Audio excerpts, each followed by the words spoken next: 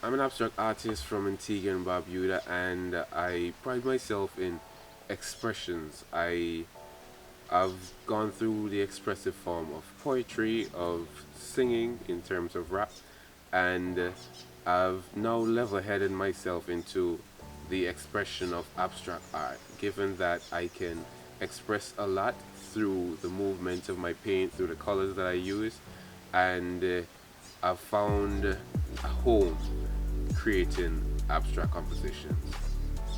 My artwork tells a lot about what ugly can can do for you. A lot of my artworks at first sight can be very ugly, and when you give it a second glance, it becomes something meaningful or something beautiful, even something that you would like to, keep or hang on to. My artworks, it helps you to understand that a first glance is not all you need to, judge something, someone, or a place in itself. You need at least three glances or, a fourth. So my artwork helps you to uncover what's just on the surface of it all. One of my biggest influence is Guava the artist. I appreciate the way he creates his art. He has a unique style that he hones no matter what, and he he definitely pushes himself, and he does it wholeheartedly. I also appreciate the meanings that his artworks have, such as teeth. I appreciate his icon teeth. I mean, a little backstory on that is that teeth has no eyes to see, but he has a heart, and he views people for who they are. So that way he doesn't judge from seeing, he judged from the heart. Within my art career, I have developed in such a way that I would um I would look at the types of art being, because I would perform in exhibitions such as the Nolan Hugh Foundation wine tasting art exhibition, and I've also performed at the opening of a brand, Venice, for one of my coworkers, and I was also able to sell a piece there.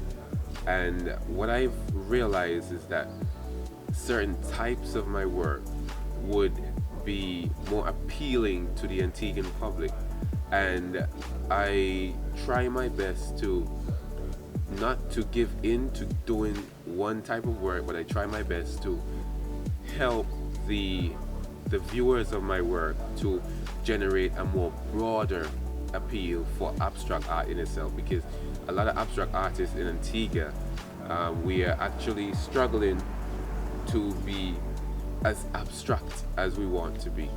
I've also been a part of a I've also been the featured artist of a segment of Poetry Pub where it was words unspoken, and it helped me to, push others to realize that even though you don't have much to say, you can express it in many different ways.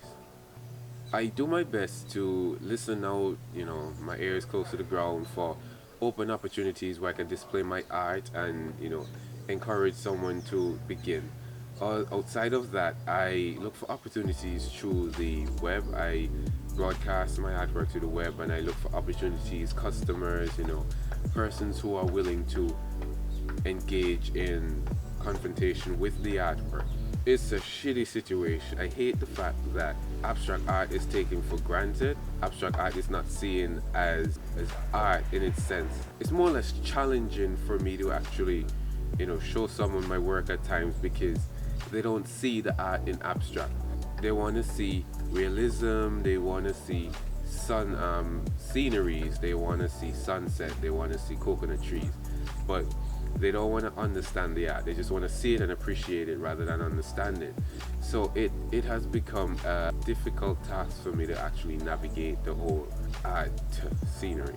I'm getting over the whole fact that art means nothing to a lot of persons. I now focus on doing art for me, so it doesn't affect me as much, but it's still not an easy situation to deal with in terms of abstract art.